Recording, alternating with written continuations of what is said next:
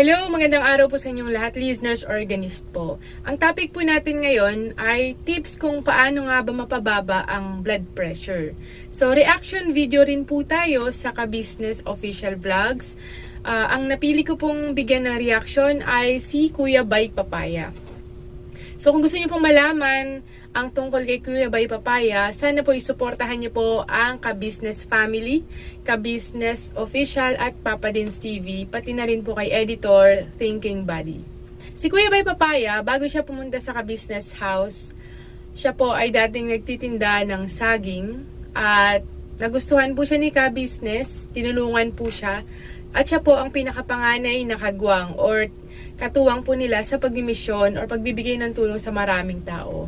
Ang topic po natin ay makakatulong po kay Kuya Bay Papaya para mapababa yung kanyang BP kasi po nung nakaraang nagpunta po kami doon nag-check ng blood pressure, isa po siya sa may mataas na blood pressure, so 140-100. Sabi po ni Ate Junjun na kanyang asawa ay talagang high blood nga po si Kuya Bay. And nakaka-experience po siya ng minsan pagkahilo, sumasakit yung batok niya. Now, bibigyan ko po siya ng tips kung paano mapababa yung BP niya. Ganon din po, applicable po ito sa lahat ng kababayan po natin na mataas ang blood pressure. Sana po ay makinabang po kayo sa video ito. So, kung nalaman nyo na po nung nag-check ng blood pressure sa inyo ay mataas.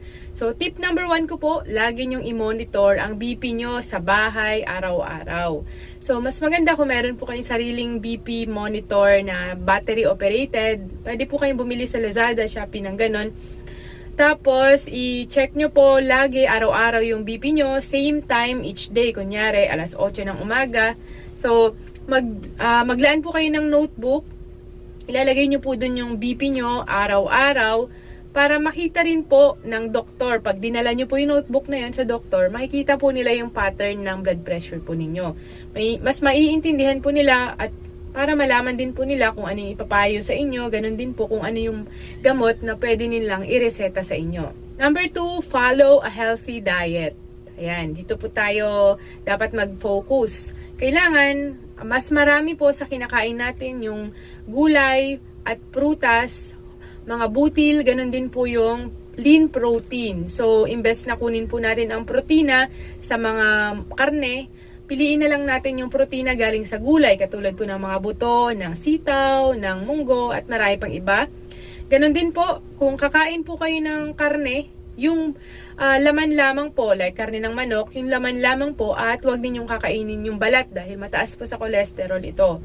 At kung kakain naman po kayo ng mga karne ng baka, baboy, ganyan, limit lang po, konti lang po talaga. And bawasan po natin ang pagkain ng maaalat na pagkain, yung mataas sa sodium.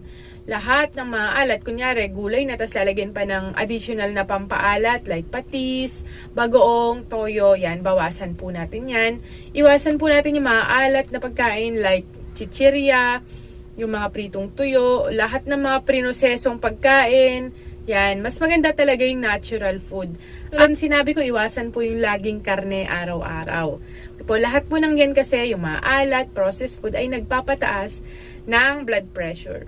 Okay? Tip number 3, exercise regularly. So, subukan po natin, pilitin po natin na lagi po tayong active physically. So, pwede po tayong maglakad, mag-jogging, sumayaw, mag-basketball. Talagang kailangan na physical activity.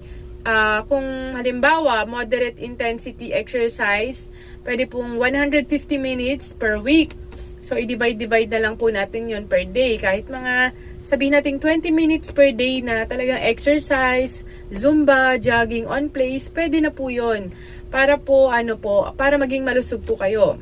Number 4, manage stress. So, napakahalaga pagka stressful na po kayo sa araw-araw, dapat marunong po kayong mag-de-stress. Ibig sabihin, gumawa po kayo ng mga bagay para mabawasan yung stress po ninyo. Katulad po ng meditation, nakapikit po kayo, hinga kayo ng malalim, deep breathing.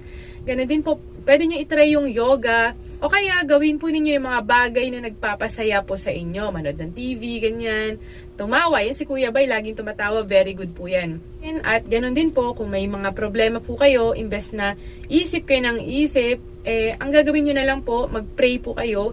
Mag-set po kayo ng prayer sa Panginoong Diyos at Sabihin niyo po sa kanya ang lahat ng inyong mga suliranin para gumaan po yung inyong pakiramdam. Number 5, limitahan or alisin, tanggalin ang pag-inom ng alak dahil ang alak ay nagpapataas po ng blood pressure. Number 6, maintain a healthy weight. Dapat healthy yung timbang po natin. Kung tayo ay medyo mataba, ayan, obese, ganyan, ang pagbabawas po ng timbang ay malaking tulong para mapababa rin po yung blood pressure. So, ang tamang pagkain at exercise ay malaking tulong po yan para mabawasan yung inyong timbang. Well, si Kuya Bay naman hindi naman gaanong mataba, kaya yan. Number 7, get enough sleep. So, sikapin po natin makatulog po tayo ng 7 to 9 hours na dire-diretsong tulog sa gabi. Kasi yung kulang po sa tulog ay nakakapagpataas din po ng blood pressure. Kaya sikapin po talaga natin na makatulog. Imbes na sa gabi, mag-cellphone pa. Ayan, dapat mga alas 10 pa lang, sikapin ng makatulog. O kaya naman ilayo yung mga cellphone, gadget. O kaya naman kung di may iwasang magpuyat, try nyo pong bawiin yon na makadiretso po kayo ng tulog. Medyo late na kayo, dapat gumising. Pag ganun. Number 8, bawasan ng pag-inom ng kape. Siguro, mga 1 cup a day na lang po. Huwag nang susobre doon. Lalo na kung may sensitivity po kayo sa caffeine. So, ang caffeine po ay hindi lamang sa kape. Makikita rin po ang caffeine sa mga energy drink, sa Cobra. Kapag mataas po kasi ang caffeine, nagpapataas din po ito ng blood pressure. Number 9, follow your doctor's recommendation. So, kung niresetahan po kayo ng mga maintenance, pampababa ng BP, ay sundin po natin dahil malaki ang tulong po niyan para maging normal ulit ang inyong mga blood pressure. Huwag niyo pong i-skip, huwag niyo babawasan yung dose kasi delikado po ito. Number 10, itigil na po ang pagyoyosi or pagsisigarilyo. Dahil ang sigarilyo po ay nakakapagpataas ng blood pressure, delikado ka rin po na magkaroon ng heart disease at iba pang mga sakit. Ang sigarilyo po talaga ay maraming sakit ang pwedeng mangyari sa katawan natin. Kahit di tayo naninigarilyo, kung nakakalanghap naman po tayo ng usok galing sa iba, ay delikado rin po. Kaya napakahalaga po na tanggalin. Kung hindi nyo po kaya, ay humingi po kayo ng tulong sa mga doktor at ganoon din po pwede kayo manood ng mga YouTube videos na nagtuturo kung paano tumigil sa paninigarilyo. At marami po kong mga videos na related po dito sa pagtigil sa sigarilyo, kaya pwede nyo pong panoorin sa isang playlist ko po on how to quit smoking. Ganun din po pwede kayong mag-join sa mga support groups or mga Facebook groups na pare-pareho po kayong tumitigil sa sigarilyo. Ilalagay ko po sa description yung mga Facebook groups na pwede nyo pong salihan para doon po pwede kayo magtanong doon kung ano yung mga symptoms na nararamdaman nyo, pwede po ninyong i-share doon at mabigyan din po kayo ng tips kung paano yung gagawin po ninyo. Tandaan po natin, napakahalaga ang malusog na pangangatawan. Kasi kung magkakasakit po tayo, hindi na po natin magagawa yung purpose po natin sa buhay, like pagtulong sa maraming tao at paglilingkod sa Panginoong Diyos. Kaya sikapin po natin na kung may sakit na po tayo, pilitin natin na laging magpakonsulta sa mga doktor para po mabigyan po nila kayo ng payo at ganun din po ng mga gamot na pwede ninyong i-take. Lagi po nating tandaan na prevention is better than cure. Sana po ay nakinabang po kayo sa videos ko. Please like, share, and subscribe po at mag-comment din po kayo ng inyong mga tanong. Ingat po kayong lagi. Maraming salamat po. Welcome sa lahat.